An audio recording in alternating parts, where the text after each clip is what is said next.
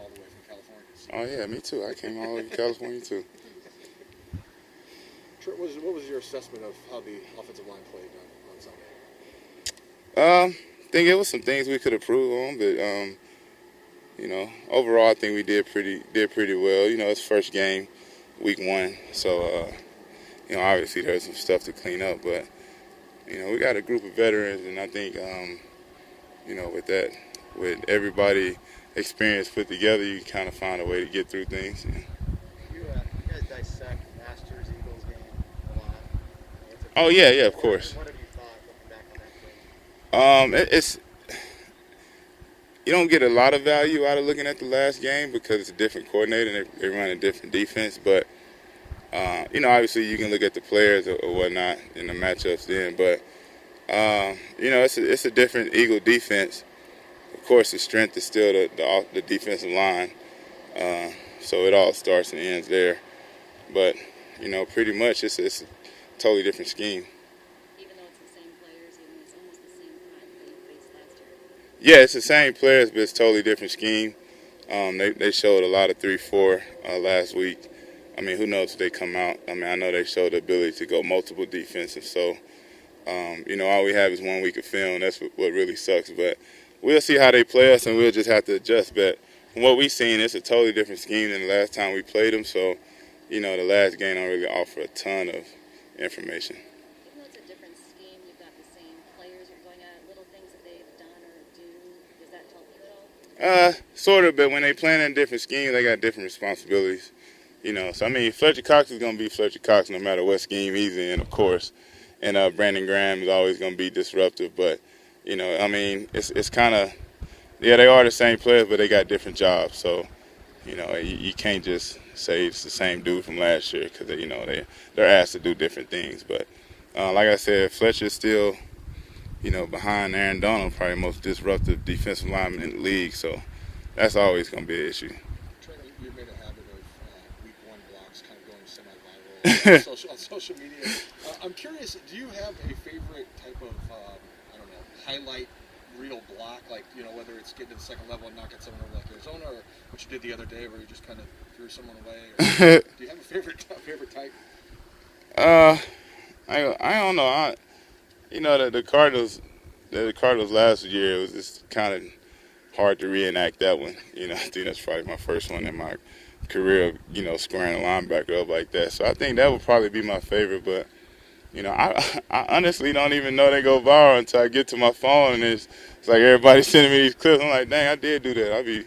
The game goes so fast, you got to worry about the next play. It's like, it's kind of hard to sit there, especially old linemen, to sit there and celebrate. Ballpark guess, how many messages do you get after something like that? Oh, yeah, the phone be flooded, at least 40, 50, 60 messages. Social media is triple that. So, yeah, then, maybe Kyle will give me a FaceTime and, Can you go back to the moment on the Deebo Samuel touchdown? Jimmy and you were getting off the turf, he said, and had just, you didn't even realize Deebo was going all the way. You were just getting off the pile. Oh, yeah, because, Jimmy got rocked, and I was like, damn. I was really just looking to see if he was okay. Because, somehow me and my dude ended up on top of the pile, after he already threw it. And I was just like, damn, our quarterback is under, 5 people. So I really just want to make sure he all right. And then I just hear our fans roar. And I'm like, dang, we in Detroit, so we're supposed to be in an away game. So you don't hear a roar like that, on the road. So it kind of confused me for a second. I thought maybe we threw a pick. Then, of course, I look up and see Deebo striking downfield. I'm like, oh, man, that worked out perfectly. But, I made sure my guy was okay.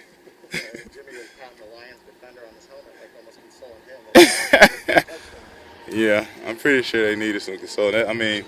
You get to the quarterback like that, you don't expect him to throw a, 50, 60-yard bomb, so that's Jimmy. Trent, I wrote after the Eagles game last year, you're held to a high standard, so I think you gave up a sack or something, but you said, kind of early in the season, I think some idiots, I don't know who, may have been writing about, Trent Williams maybe rusty or whatever, but you were saying, hey, I'm actually grading that just fine, and I actually am just fine. But looking back, I mean, early in the season last year, was there some rust, and did you kind of get your groove, or was it? Nah, I don't think it was rust. I mean, you know, last year I was, you know, trying a different technique, and on a few plays, really the run play, I had like 3 plays that, you know, I was, you know, coached to do it a certain way, and you know, then we went back to the different way after the game. And we realized, you know, it's what we realized. It'll be 10-minute dissertation to try to explain to you what was going on, but you know, so I mean, yeah. So you know, I mean, part of being a professional, you got to be coachable. You know, so no matter what you've done in your past, you know, you still gotta show the ability to be coached. And I was coached to do a certain thing, and you know, me and Coach met after that, and we cleaned it up. So, you know, of course the sacks, you know, we'll get credit for it, but you know, that it's never what you think. So, I mean, at the end of the day, it was a learning experience. You know, we learned from that game as a whole, and to me, I just took it for the rest of the season. That's the way he's always talked about. He overthinks a lot. He doesn't necessarily have a short memory. He worked on it under the off season. After a game now, have you seen a change in how he's played throughout a game? Yeah. I mean, Mike has showed a lot of improvement during camp. You know, it's tough because the guys we go against, you know, they're some of the best in the league. So, you know, it's hard to see the direct improvement, you know, because the guy you're going against is so good. But, I mean, we seen it as soon as he got here, and he's just showed the ability to continue to improve. He worked on his body. I mean, I think you can see a noticeable difference. He made a couple technique changes, and, you know, I think he's playing great, man. Mike's playing great. He has so much potential. And, you know, the sky's the limit, and that's all he got to do is just continue to be consistent. And I think, you know, he'll get the respect he deserves that we feel like he deserves. This is probably an obvious answer, but coming here for a week and just being able to travel and know that it's going to be over after a week compared to the last time you traveled, just how much better is it, and maybe how awful in retrospect was the Arizona experience? Oh, yeah. So, I mean, yeah, that's like you said, you can plan this out. We knew we'd be here for, you know, a week and a half or whatever, or be on the road for a week and a half. So, you know, that's pretty easy. But getting the word that you're going to go live in Arizona for a month, you know, while you're on the plane, you know, that's kind of, as you can see, that's kind of, you know, that was a little tough to deal with. So, I mean, you know, those two experiences don't really draw any comparisons. You know, coming out here, we know we have a job to do. We're secluded, you know, in the hills, and, you know, we with each other all day. So it's a good team bonding type of trip.